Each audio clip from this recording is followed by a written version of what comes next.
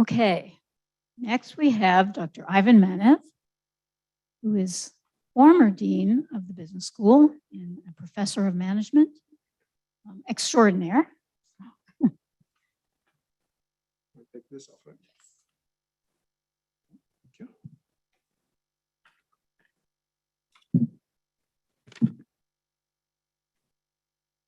Okay, so Nori asked me to share a story.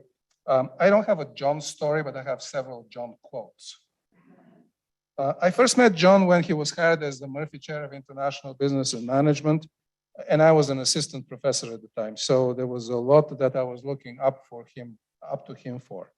Several years later, it so happened that I became his associate dean. He was the dean at that time. He had been the provost. He knew everything. He was dealing with the budget cuts. This is 2008, 9, 10, the recession, the Great Recession, with personnel issues with the upper administration. He was building the advisory board. We just heard from John Sorensen.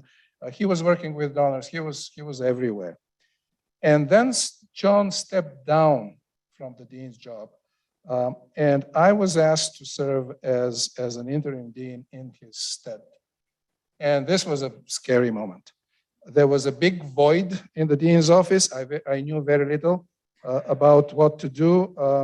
However, John had told me, and this is the first quote, "Ivan, remember, I'm only one phone call away. Don't hesitate to ask. Just ask if you need anything." And ask I did. He would quietly listen through my story, and then he would say, well, this is the second quote, "Ivan, my advice is worth what you pay for, 0. So feel free to disregard it completely, take some of it or all of it." His advice actually was worth millions. It was always very valuable and always understated. He would say, as dean, you have the information. I don't have the information. So from what I'm seeing, however, this is how things look. He was very careful about voicing an opinion, but not imposing it.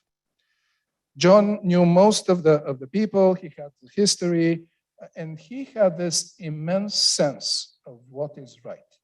And if there is one thing which I learned from him, I hope this is that thing. Not to do things because they're politically expedient, but because they are right. And this is what John was doing. He didn't care about personal consequences. He did things because they were the right things to do. The last quote. John's office had a well-stocked bar.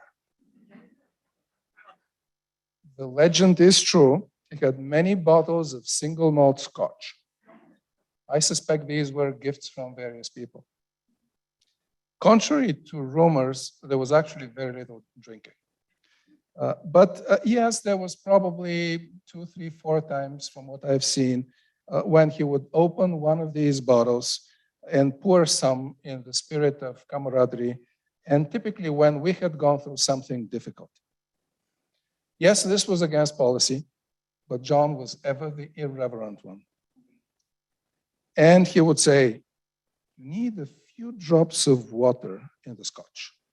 Never ice, never soda, just a few drops with your fingertips, just to make it mellow." We'll have another drink with John in the world above, in a better world. Rest in peace, John.